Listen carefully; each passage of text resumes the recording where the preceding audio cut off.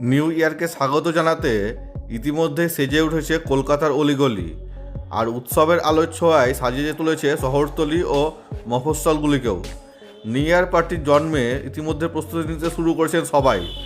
পার্টিতে কি কি আয়োজন করা হবে, কি সবাই কেমন পোশাক পরবে এবং কীভাবে সাজবেন, সেসব কিছুর ভাবনা চিন্তা শুরু হয়ে গিয়েছে ইতিমধ্যেই।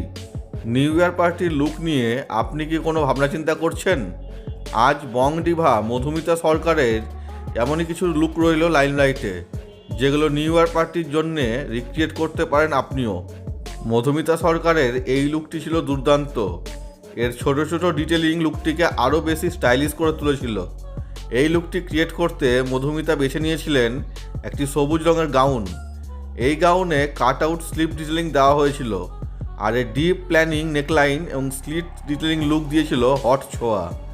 লুক সম্পূর্ণ করতে তিনি এই সবুজ গাউনটির সঙ্গে স্টাইল করেছিলেন পাম্পড হিলস। অভিনেত্রীর এমন একটি লুক রিক্রিয়েট করতে পারেন আপনিও।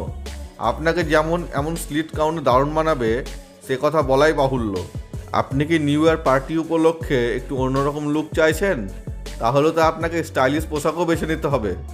সেক্ষেত্রে আপনি মধুমিতার এই লুকটির থেকে টিপস নিতেই পারেন। মধুমিতা এই লুকটি ক্রিয়েট করতে বেছে নিয়েছিলেন একটি ওয়ান শোল্ডার গাউন, যার ড্রামাটিক ডিটেলিং আলাদা করে সবার নজর কেড়েছিল।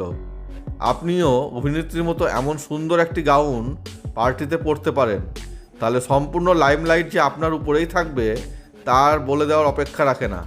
সাম্প্রতিক সময়ে ফ্যাশন দুনিয়া কাঁপাচ্ছে সিকুইন্স, তাই তো পার্টিতে সিকুইন আউটফিট সুপারহিট।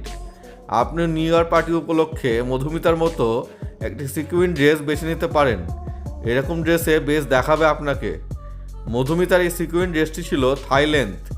এর ভি নেকলাইন এবং নুডল স্ট্র্যাপ ডিটেলিং আউটফিটে দিয়েছিল হট ছোঁয়া। তাকে দেখে চোখ ফেরানোই ছিল দায়ী।